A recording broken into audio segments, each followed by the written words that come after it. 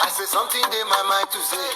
When I say that, say me and the grace. I like cause my God not they put me to shame. I said you born you ma na ba be neru nu wa ge o. Ali yame tu wa ga ma wa ko. I said you born you ma ya ba be le ti ave ge o. Ala we na ye me fo e ko e ye.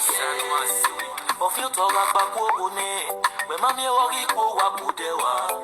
Eyana Wina Neyeveni, Yagi do I twin, Iga Wetayana Marago, Ebo Eime Wamubu Wani, Iga went to Warafe, I take it me was in Wani, Sandoka in the Runa, Alenia Yanati Warago, Opiano Barua, Onakiro Yoto.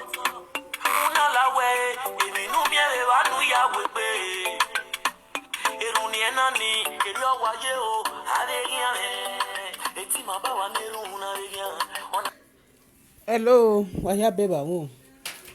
Edi Murphy no be da outside do Google.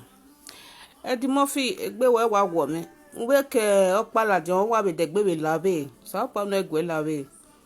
Egbo we wa wo me o. Nu wa nu said we ya be nu fe ko ware nu fe ko wa lawa. O ma eke we ya dede so wa ye yo no wa sun wa be be afilu nu. Egbe ibe ni ana egbe no mo be ni ana o ka be si oga geni. Later ya we mani real video ga wa ga ben wa tag na. Mani real video ka ti wo yan ba. Be no we yan ka be si oni be ju egbe abegwe gwan o ma ho be geni. Nu hegwere bo ma gwe na hegwe una la ti ana do mi egwe unu we ya we si obe. E ka ge be do mi ani agwe ri ma be ka ani agwe ugu be ohin o se mo na gwe na be o si me egeni na nu na ka ka wo yan ba kin o hin am gwe bi kin. So I know see about your CV. You understand? So when I be how ni we lo efe ni agwe ajabowe. Since ma be jabowe ma ya fe ma be jabowe. O si agbon ya we give kin. You understand? So ma keke ngwa be kodoni wa be afilunu. Anege iwe ni wa be tamawe. Egbe unu na nu wa baba ti wa fina na do mi egwe adogwe runya do run do ni wa no te ka hwe me. Obaseki ihe egwin gi vote ne. Wahengi guati abo he me me gbe na ke we vote ni me ya nware me ke na te gbe ebo be ri oni gbe no ma vote ye party na emi ka wi bi e wenu gbe na eromo wahengi guati gbe ebo be ri oni egbe bo ni ma keke ugula je no ya ka we wala o is a slip of tongue emeni tani ma be when wa egwi ugwe eri amama bo kion balade eri amago ya go abo kion ba ya i kan wo wa salobua uwe na we gbe very oni hey ah we ma ya go yan gba ikon very mejere me se ti gbin na ni gbe mama we mi kan ya gbe na ni ka o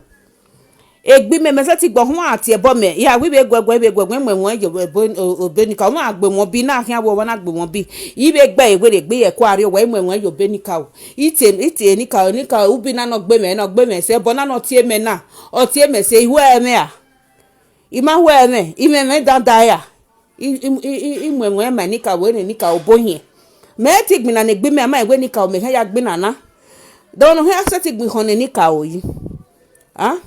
we to bugwe adobo we wu ya ma ya gun ya hon egen we na ka finu ge wa no kwa begeni do ru kwa no bugwe ya de wa do gugwe hon oro a asemi ya fe ani ka so se ni ka o gebe do this side ni awe yan be ya bo we ohun hegwere bo enu do aka wi ya ma ya ise ni no ma la jan wo wa ya ma se no pa la jan wa ni ya gwe hon ni ya gun ya gbin na wo wa ebe ni meje ode bo ho ya fe na wa ka we ti ya gwe hon be ni meje ime go pa ni ya gwo run pa kan ba me enika o ba me gwa because me se ti hon ni a yi se ti hon ni gbe mama iwe ti kan ya hon ne gwa omo ka ti ebo bo bi o kan kere ka ti ebo mi yen we bo ni re bo no te me ni omo keke ibe ta ma ibe ti ebo ni be ne iwe no e ko akan because o kan ya gbe kan no se me so yi ite mo e ma ile run imo mo e ma ni ka ebo na no ti me na ebo na ma a o keke a imo mo o ge dan be ko ya iwe me a iga hueme he ni ka obo yen dan gbe mi mana hueme ye imo mo o dan be ko lo kan ya gbe kan no se me so yi so be mi ya fe no fi no ge egwa ni fe be ni ya fi no ge gwa wa zin egbe be ni ka wa ya bo yen eni ka han to setting to boy hon ni gbe o wan agbon ma na gbon na do hon o kan ya gungun ya gbe pa ya wa ogbe pa luma na meke na ba hen ma ma ye eni ka no ege ne neri ma ge egwa pe ona ya sene ibi ko ka bege ni eri egbe ga amu ya eri egbe ga amu ya gwa yi okpe ami enye okwo so fa ne nyewu eyan ja re ni ya je na from generation to generation aseni ri ya hu omo ro pa ya ho ni a iya se ti seri en bo ni a lórí wọn pàṣẹ náà ìdókà wẹ̀bọ̀ ní àti ẹ̀dẹ́bọ̀ ní ọ̀dọ́ ọmọ ìgbà sunu bọ́ bana wà wọ́n máa sẹ́nu hàn tó bọ̀ ẹ̀yà gbìn àjọ mẹ́rin bọ̀bọ̀ ò bọ̀ mẹ́rọ mẹ́gún wà gbìn àní ibẹ̀ tí ẹ̀bọ̀ náà wọ́n máa ní ọmọ ya kan náà ọmọ ya gbọ́ bẹ́ẹ̀ ohin ọba ìyá gbìn náà yìí mẹ́rẹ̀ bẹ́ẹ̀ rí ọ ni yìí má dé ba yìí gbọ́ wọn rọ̀pọ̀rọ̀pá kan èmi ní àwùgà máa ọ̀rọ̀ bó sàlóbùà ọ̀rọ̀ bẹ́ẹ̀ ní ká o demi ni awu ebe ma obero bo salo bo ro benika o ni ka o kan to bo ko kaka ni gbe wo he gwa ate bo ni ibi omo we mo wo nya gwa ate bo no go ma be hi e mo ni we mi da wo se gbe iberi oni re me ma mi no se ne gbe na wa kun wa so we live video ne gbe wa kun wa gangan wa enge mi nu ge omo ego ri we ma so to we ge ma u he gwere as for me current bosku na ijo mo me pa hin live video re no ga once in a year ya live video I still remain agbon ye fe ga close with live video na egbe ni time that dog we nu wa no tele enter house uwo gwa ije ma ro I no dey enter house I ma ro irada wo wa meje ibe ro gbe ra imamuja yo wo hun awu wa no te enter house imamuja yo wa hun imamuja yo hun ra imamuja hoju hun iwe ewo gwa me fe ko wa to taye na ko wa wegun we be ru oku we be gun we oni ma kan me but wo go wa we me hin apa ye live video re never ipa ye live video re I will be the last person to close I can't even now close ibe open obe he eri ogwa no igo ya uhun ama ya open account obe uhun ma ya we live video nu na we me lagwa I can never enter house wa bu wa no time wa ni better solo bo ade ba wa ni ka ori afian gbe nu wa understand so Eddie Murphy de gbe we gbe iberi oni de gbe ate gbe iberi oni because eruka wa bi agbe be ni una wa bi ade jo ze u de jo mi no buwere ma me oro poro no buwere abe manu we take awe yan support when ya ka alaja live video do asalo we ya gini rabi ju ebo kwa ami mo pa ni amata we manu we take awe yan wa ru ejeke ni gwe bobu gie uke ya de yenu de ube la onia agbon okpe awopo ebe gwegwon we me ni atama we ni agebe ma yan gwe wan ga mu igmi no ka mu ezo o ka bu ezo ne wan wa meti no ya mu igmi no ka bu ezo be ni meje memeti ni ya mu igmi na o ma ga tie boni me iti na gweri egbe agwagwa obi o mo were besi boy na gwe u ga tie boni re besu na gba obi e tie nu gweri egbe owu wese wi me o ko la wa ya dia ko so ri ono e boni nu tie nu be nu gbe na bi o ma keke nu tie bo o ma keke nu tie bo ni money ma pa ma e vibe bi ere be no obi gwa je ni ebi gwa ni je ni maka ti ka we boni ma tie boni giyan but ibi me iye mo ga gbe bodan because ma tie boni bi ere be nu bi gwa yo mo pa gege gbadu amo gbo obi gwa bi agogojo it's okay o gbe go ti oda fun de ga si huan e ho pe aga o ho ga mu jaje no pe ere ye ke ede egbebe nu gwe na etuwe mu jana da fun gwe we no wa fi nu dan ke e mo gere wo gwa na e ma don't hear do bogbon when you vote ne there are many points no one give when you vote in Obaseki even maybe to be maybe like when you vote in Obaseki because me ati Oshomole Oshogwogo only car for 8 years if you don't have your bojo ye ka maka wo bia uchi no ige yan your bojo ye ke yan vote ne agmo ya support Oshomole for that 8 years what is the reason Oshomole cannot do attorney can here Obaseki ogwere no make na dey no nega is setting by 8 years setting enika obe ku no be setting so there are many proof many points no give no convincible ni aya vote no ba second one tie bo mo understand enu atie bo enu we do ha we yan malade ni aya go back me now say no na tie bo ni oni made de gba hie edi mofi o made de gba don we no la den don be ni meje melade o me gwa to ge me melade me adobo bege ne no hian ba so fai market mi a ye ko gbera yan ye do do ko hian ge eni ka me mu mi ya fe me se tigbi na ne gbi me wa ta ise tigbi na ne gbe me ise ti won bo ni aya gbin na ne gbe mo sa lo bo agbin na me abe hian me ya fe fe sa lo bo kan ku hian me ya fe fe me o han e me i to ta ke ni to ta ye me hian na he mi no sunu da yan beni abe mi da ya fe ni mama ya fe boda ni ate mu bi ni agbe me o mi ke mi ari me ya fe fo ja ni aja mo sa lo bo ri o ma no hin ajo ja ni ya se ni awi me you understand so me hin se ti ma se ti gbin na ni gbe me hin na hin awi ti hin ya gbin na ne no gwa hia ere bo hia me se ti o won bo o sa lo bo anoja gbon no je mi o ma ka gbe na gbin na ni e ama iwe ni ka o do ka o gi wo hun we nu we ja gbin na sa lo bo sisi yan we gbe o na wi yan ni yan no finu ge yan we gbe he wa sin egbe yan ma wa we gbe se a whole community ikoka yan we gbe se koka mi an we pastor yan hin o pastor ke pastor no wi deliver we no yan no ri koka no ya deliver e bi koka we no yan no ya deliver e bi koka pastor ni guys ti deliver e bi koka me we pastor ni ni alebu ni obo ni ana ya pe no go bo wo he ni ana ya pe ni igo wa ni igo boni ga setian boni ga seti deliver e bi koka me be en go yan ga before you understand so enu do yan do oni do je be no yan do yan zo ni mi ma be live video adu ati ebo ne gbe eri ugwe igbe akia eri ugwe we na eri ohun no papolo eri kebe no pakere oni mesa no je oni de mesa no je ye instead na that dog ya fe ya total ya focus a governor no ma that dog is on the point of gala jam the reason una ho ne Obaseki stop ubeta the reason una ho no Obaseki be continue ubeta na ha ya ati ebo ne gbe na ha ya robi egbe na ha ya mu egyan egbe eni me expect u wi ati awunia because that time me ya me ni because most of the time I get here me ya me get ya la den live video me ya beg we na I was happy na gba bi agogo the mofi fe be sa organ oton na la hin oru re sa lo ba we se o pomo sa bo awun ya ni ka we set be free very on me deru no me gogo we no run pa ya fun ya no run pa do gu on a generation go run pa do perish I'm not happy about it if you tell me one way of the Daniel be ya set be free in be when ya be say obefo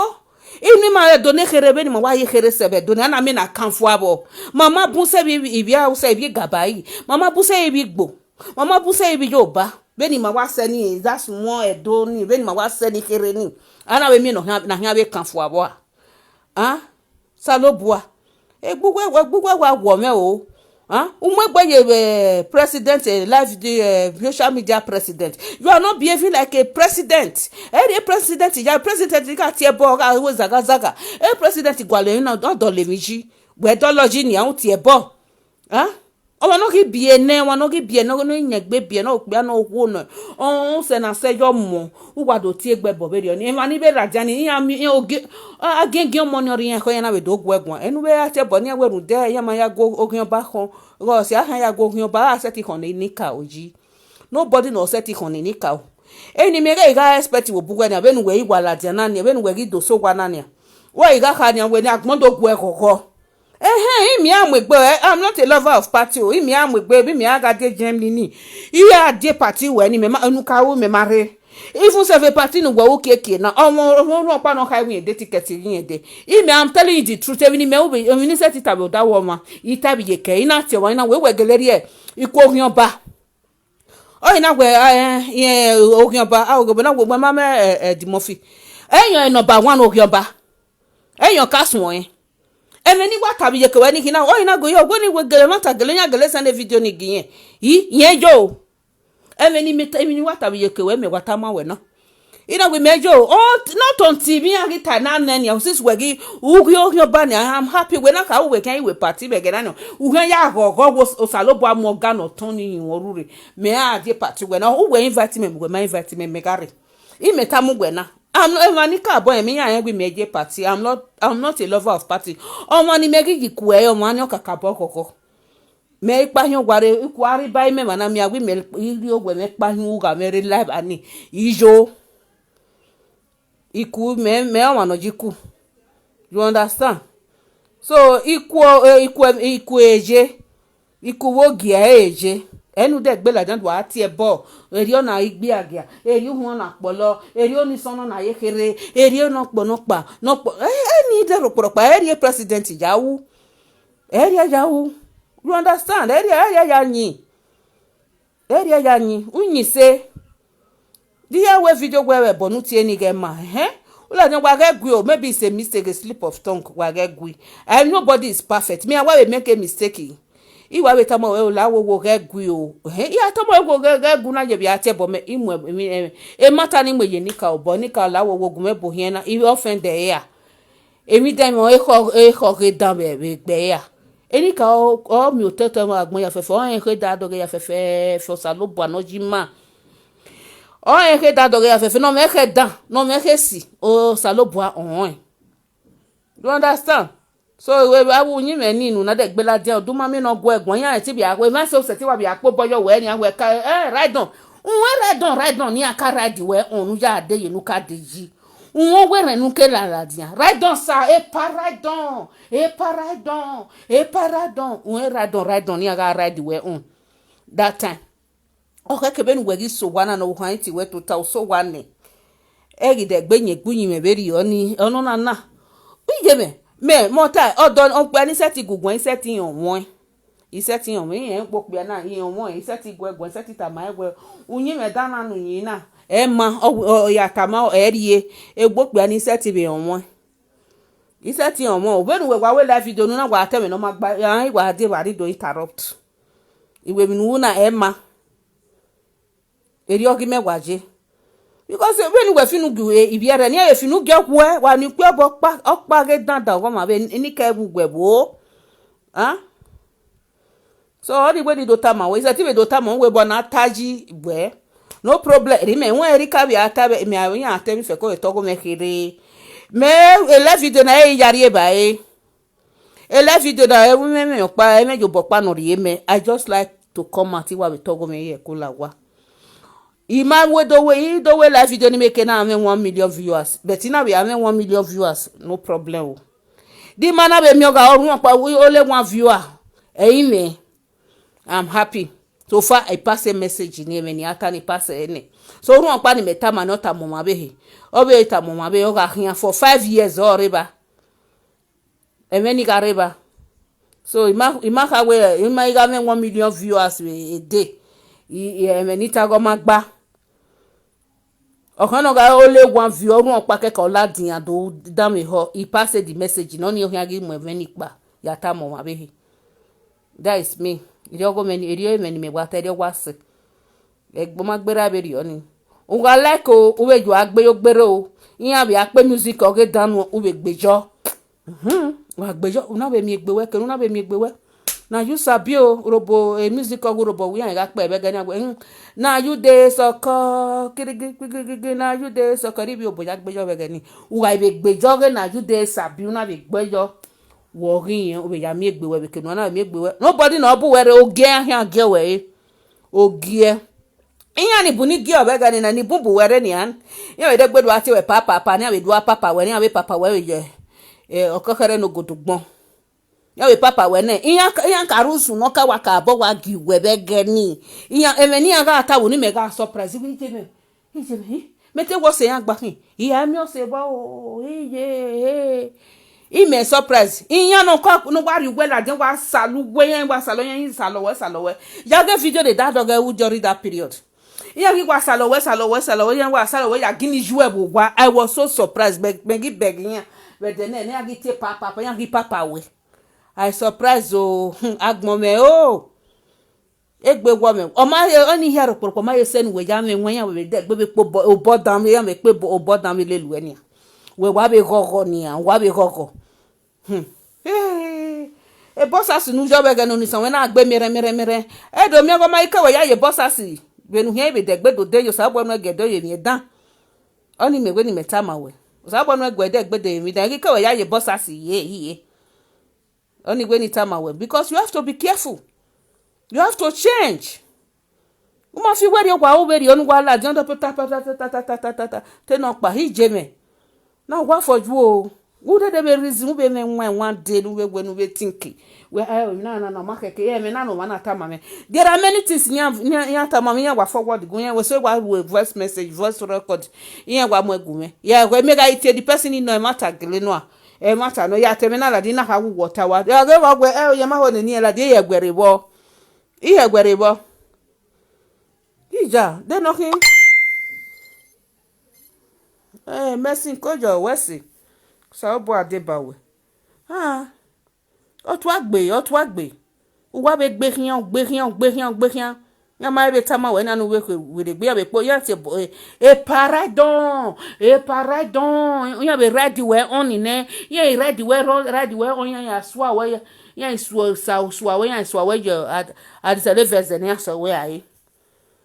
odo otubutubu uwe ya sin be ga ni we ma pa ma eva voice ya pe voice nu taya foju o me de ba wan no we mi dan ide ba won na we mi dan ide ba because e bi nu na e me kenu we wa we nu we gba ya gbe la je na e de ma hiye o ma gbese o go kenu we ga ejeje be period na du hian gbin na no ba se ku hian gwan no ba se ke nu ati e bo aka du ke UPN MPN UPN be bu na wetin PDP be APC o hian be ya before Abraham there we men awe ki action group we ya fe ka du ya be bu na ege na wo na agbene opa wo jodukun we ma be gani du ma ka bo won maybe wa be ge uje kere be gani wa be na ye likota gbin opa wo jodukun ama de na national politics na he na amebo gbe mo o hin mo na wa bia de na so na hu na de egwe ya hia uwe tota before ke do we video ni me na ihe do ate bo no wana uwe tota ne mbo na ihe ya ate na do ma uwe de be owe o han won to me because wa be de gbe ahia we de gbe are ke no be gbe umi na obu were abeba ni beti e paradon na ihe han ka we la je we do gyo we live video iya no ye han ka we la jan do yunu salo we yan na salo we ya se gbi we e gbe tun e gbo wo kan ya se gbi we yan sale ya ge video na abe video ne da do ge o be ge ni do ge ta ya ge ya fe mi e gba to te me gba ke gbe je me te wo se yan gba kin e je me hi arabu we kif me te we kif yan na hin ma e gwa hi na gbe jo o sere la video hi yemi wasunu da ore me aka wo ma be na se tite gbe me be ni ana nu we ya go se we mo se we ya ke video ni da do ge u be ni be ge ni no ma ba oke na ma ke ni me be u ya ke ya fefefe nu ge no worst se nu be ge be ni ya ge be de gbe be ya ton we mu na ni abe do ati bo do papa we gini ba ni ya ge e paradon Umie no pa hin ware lelo we are egwa. Do not write down. I don't talk my own, na you sabi o. You talk go meneri wa beta say o. Anytime I can come out. The man like there, I will maybe Maggie who you in live video remark. I will be the last person to quit. He live video. He was raw. I can come out once in 3 months, once in 6 months, but di mami again. He was raw. Then I will me boga 10 minutes in a way. De viewers ina ladia ni ame 10 million ya be ame 10 million viewers problem di mana be ame be problem o no ga run pa ladia I'm okay with it. So because like area by live video I have many other things to do. Okay wa hen do pa o wa ya bye wa gun ka me eti mo fi no change o nege wu be no ka wo oni wa reduta bye.